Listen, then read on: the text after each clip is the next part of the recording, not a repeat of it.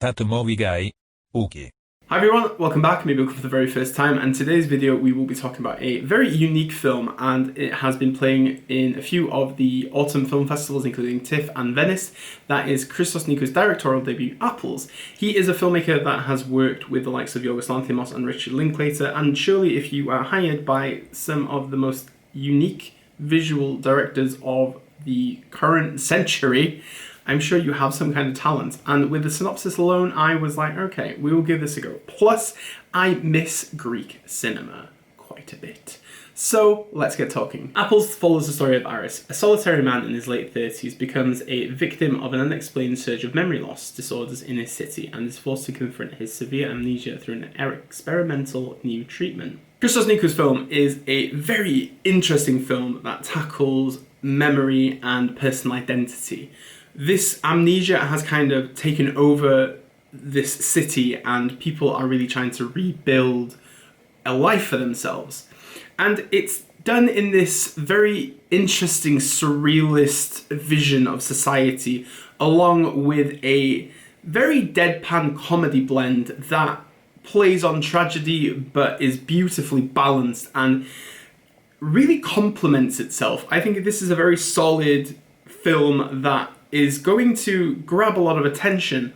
And I think our perceptions of our memory is something that I find fascinating, because at times we can sugarcoat things that have happened, tragedies can be repressed, and through the whole process of Apples, we kind of go through this journey with Aris.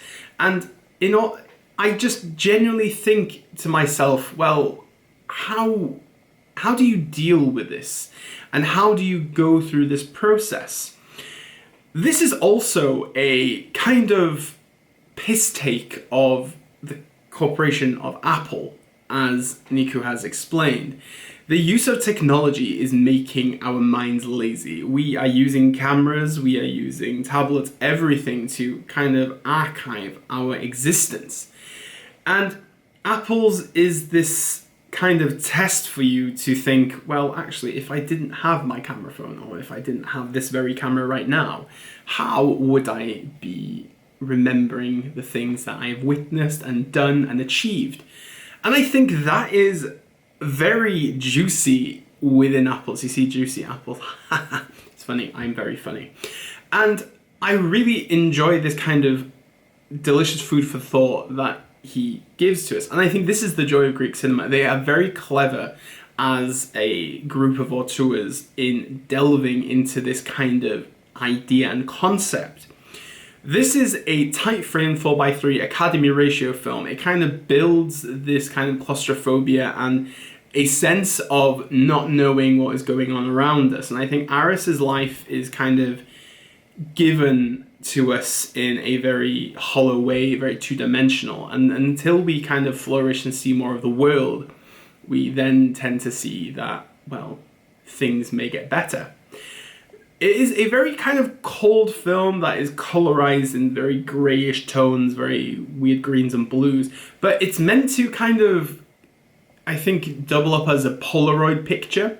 And I really think that this is, again, very good in the elements of photography as a way of archiving our memories, etc., and what we've done. And through this, the balance of the execution of the visual aspects along with the narrative, I truly like. And it's not really anything like a Yorgos Lanthimos film. It is Lanthimosian in ways, but it's like a hybrid of Lanthimos meets Spike Jonze. And I'm stealing that from Dimitri, but it's pinpoint.